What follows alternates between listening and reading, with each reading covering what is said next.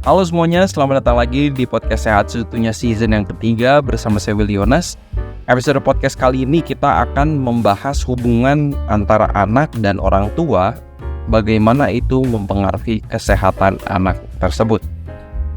Jadi ini gue dapat inspirasi ini karena melihat dan membaca sebuah research paper dari American Journal of Lifestyle Medicine, yaitu judulnya Parenting and Child Development, a Relational Health Perspective. Jadi hubungan antara anak sama orang tua ini, bagaimana itu memberi dampak kepada kesehatan anak.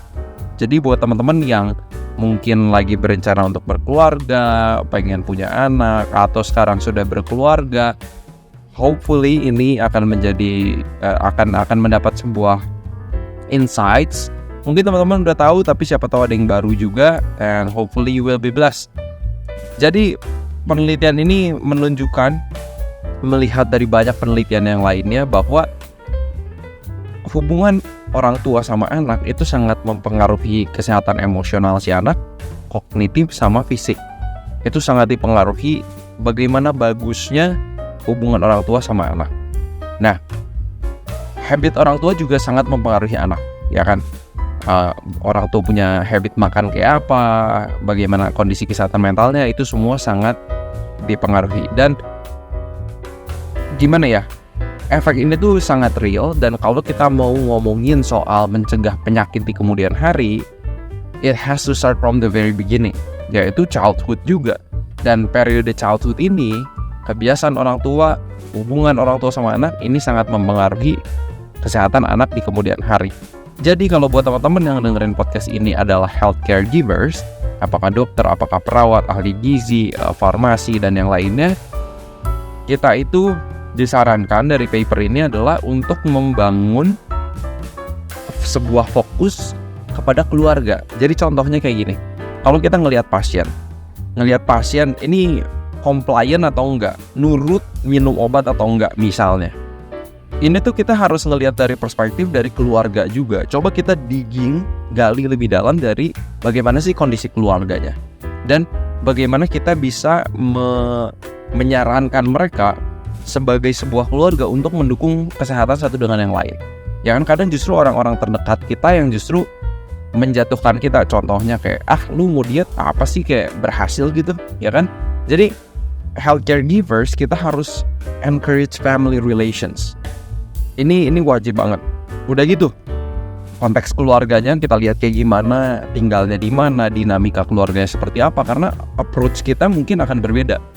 Udah gitu juga, kalau misalnya kita di klinik, di rumah sakit, kita bikin sebuah ruang tunggu yang family friendly.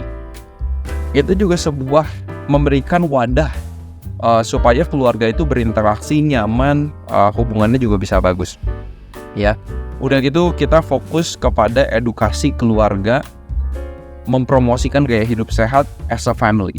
Jadi bukan as individual saja, ibu harus sehat ya, ibu harus olahraga. Tapi kita juga ngomong ke anaknya, kalau anaknya datang konsultasi gitu kan, kamu dukung mamah ya untuk olahraga. Jadi ini healthcare givers, kita perlu banget fokus sama family. Ya, hubungan orang tua sama anak itu akan mempengaruhi kesehatan anak. Ya, itu sangat sudah banyak penelitiannya soal itu. Nah, ini melihat dari perspektif bapak dulu, ya. Bapak itu dari banyak penelitian menunjukkan itu lebih banyak support anak itu, lebih ke attitude anaknya, ke apa yang anak itu percayai, itu papa atau bapak itu punya role yang besar. Walaupun again dinamika setiap keluarga itu berbeda, ya. Ini hanya in general, ya. Tapi yang menarik juga, kalau misalnya ada di negara-negara tertentu, salah satunya itu di Swedia, paternal leave itu lumayan lama dan difasilitasi sama keluarga. Contoh, kalau di Indonesia kan ibu punya satu keluarga berpunya anak, ibunya kerja, biasanya yang dikasih cuti lahiran itu biasanya ibunya aja, ya. Atau enggak, I'm not sure ya, actually nggak tahu ya kalau bapaknya dikasih izin juga. Tapi kalau di Swedia, bapaknya juga dikasih waktu libur yang lama, supaya memang bapaknya sama ibunya dua-duanya itu punya waktu sama anak yang lebih. Paternal leave ini mungkin at policy level ya, Jadi ada hukum yang memang dibuat untuk memfasilitasi orang ya emang untuk punya hubungan yang bagus dari anaknya itu masih kecil.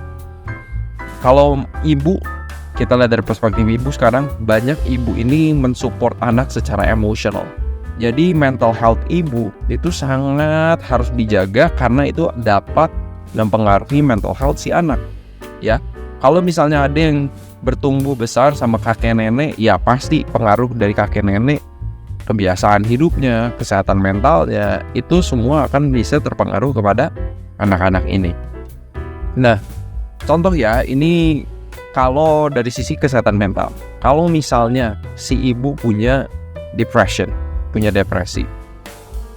Beberapa penelitian menunjukkan bahwa ketika ibunya memiliki maternal depression, ya, depresi yang dialami seorang ibu, ini berkaitan dengan parenting mereka itu jadi nggak terlalu engaging ke anak. Udah gitu, healthy feeding, kebiasaan untuk memberikan makanan sehat kepada anak ini juga kelihatannya terdampak juga. Udah gitu kebiasaan tidur juga terganggu. Jadi ini hanya hubungan ya, nggak selalu. Ini korelasi bukan causality.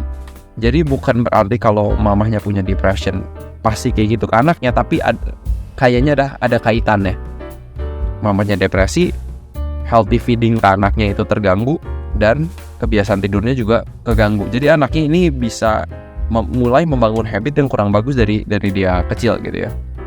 Mental health bapaknya juga ya sangat mempengaruhi mental health anaknya juga.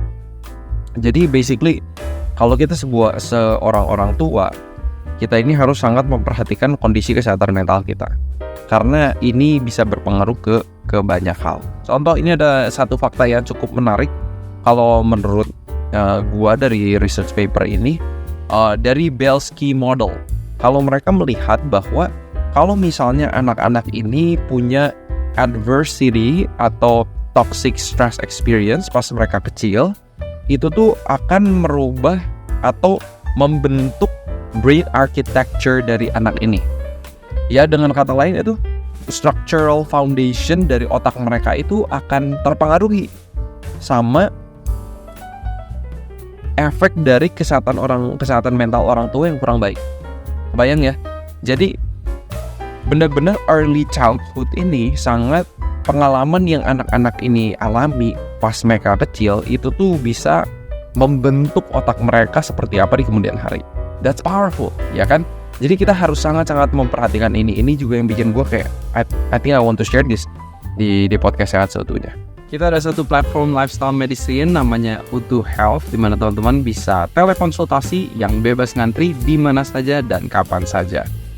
Buat yang struggle dengan hipertensi, diabetes, kelebihan berat badan, kolesterol trigliserida yang tinggi, kita ada wellness, plan-based, dan fitness guide consultation, di mana teman-teman akan dibimbing tahap demi tahap untuk mendapatkan kesehatan teman-teman kembali.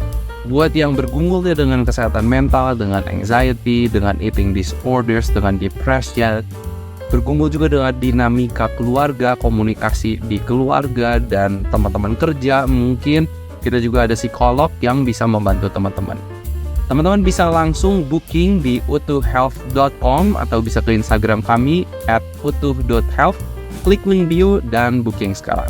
Anyway, let's get back to the podcast.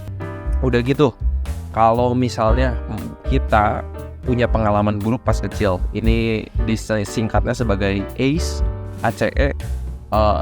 Adverse Childhood Experiences. Jadi kalau kita punya kebiasaan yang punya pengalaman yang buruk ketika kita lagi di childhood, itu ada kemungkinan besar terbawa sampai kita dewasa. Ini it's real, ya kan? Banyak orang juga yang mengalami ini gitu.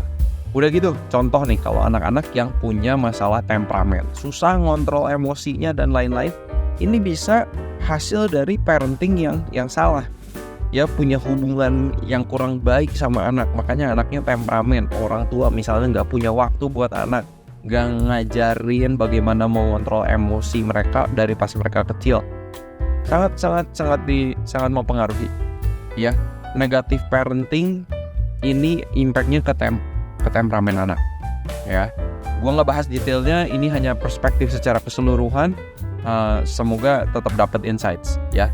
Udah gitu, kalau misalnya anak kita masih kecil, udah obesitas, udah kelebihan berat badan, ini berarti pas kecilnya kurang diajarin namanya self-regulation, self-control.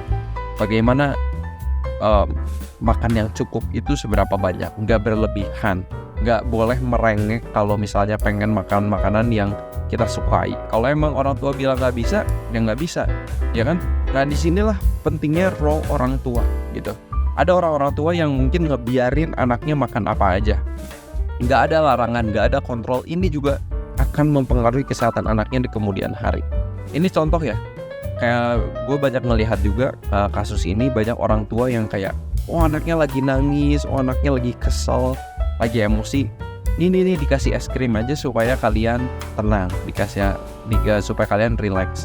Jadi makanan ini fungsinya jadi untuk menenangkan mereka, dan kalau kita membiasakan itu, ya habit itu akan terbentuk. Lagi stres nanti pas udah lagi kerja, lagi sekolah, larinya ke makanan. Karena pola yang dibentuk dari mereka kecil, ketika mereka stres, ketika mereka kesel, emosi nggak bisa dikontrol, kita menenangkannya pakai cara kasih makanan. Nggak bagus. Itu di penelitian ini menunjukkan itu akan membuat sebuah habit yang akan merusak kesehatan anak itu di kemudian hari. Ya, intinya itu. Ya, jadi teman-teman ini very key, penting banget. Udah gitu, yang pengen aku bagiin juga, yang penelitian ini tulis adalah hubungan antara lingkungan rumah yang tidak rapi, yang chaos, barang ada di mana-mana aja berantakan, itu juga berhubungan dengan negative parenting. Ini menarik menurut gua. Berarti kan orang tuanya juga mungkin nggak punya kebiasaan rapi, nggak ada regulation di rumah gitu ya, aturan. Dan mungkin itu yang berefleksi ketika mereka ngajarin anaknya. Jadi I think it's very interesting bagaimana home environment yang chaos, yang gak rapi, yang disorganized, itu berkaitan dengan negative parenting. Jadi teman-teman, kalau misalnya ada rumah teman-teman yang kurang rapi, somehow it's reflecting you to the children juga. Dan itu yang sangat-sangat mempengaruhi kesehatan mereka di kemudian hari. Mungkin hal ini dampaknya gak akan kelihatan langsung. Tapi kalau teman-teman pikir, anak-anak itu benar-benar observasi dan benar-benar mengcopy kita. Mereka melihat apa yang kita lakukan, itu yang mereka lakukan.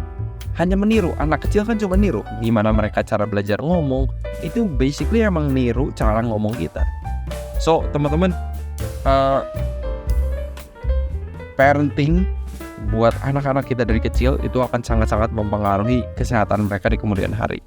Apakah kesehatan emosi, kesehatan mentalnya dia, sama kesehatan fisik dia. Teman-teman, di beda kultur, pasti caranya beda-beda, tapi tujuannya sama. Kita juga harus take that in mind. Kayak contoh kalau di Asia gitu, kita ngedisiplin anak keras misalnya.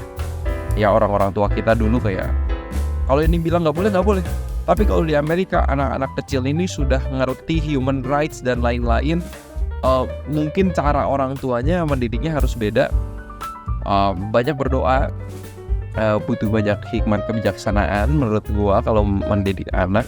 I have never experienced this, tapi sebagai anak gue bisa sharing dikit lah, bahwa it requires a lot of patience dan doa dari orang-orang tua kita, ya. Dan oh iya, contoh kalau kayak di Asia juga, kita boleh nge-spank anak, misalnya kita pukul, kita hukum. Kalau di Amerika kan itu ada hukumnya juga, nggak boleh. Anyway teman-teman, ini pertanyaan refleksi yang teman-teman bisa pikirkan. Bagaimana hubungan teman-teman, kalau yang udah berkeluarga ya, bagaimana hubungan kalian dengan anak kalian? Dan adakah kalian memberikan support secara mental dan memperhatikan kesehatan fisik mereka, dan menjadi contoh hidup sehat untuk anak-anak mereka, karena anak-anak ini belajar dengan cara meniru. seberapa sering kalian punya skin to skin contact juga. Ini salah satu yang dibahas di penelitian. Kalian suka peluk nggak anak kalian? Seberapa dekat kalian sama anak kalian? Ya, that's important untuk support mereka secara emosi. Mereka merasa ada yang melindungi, menjaga mereka. Udah gitu, seberapa sering kalian juga mendengarkan cerita anak-anak kalian? Kasih waktu buat mereka. Udah gitu, lingkungan rumah kalian chaos, berantakan, disorganized, atau sudah rapi? Anyway teman-teman, itu yang ingin saya bagikan. Semoga episode podcast ini bermanfaat, memberikan sedikit insight bahwa hubungan orang tua dan anak itu sangat mempengaruhi kesehatan anak di kemudian hari. Seperti biasa, harapan saya semoga kita sehat seutuhnya.